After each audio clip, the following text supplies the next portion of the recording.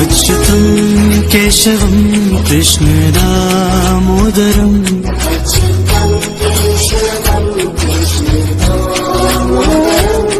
अच्युतं केशवं कृष्ण दामोदरम्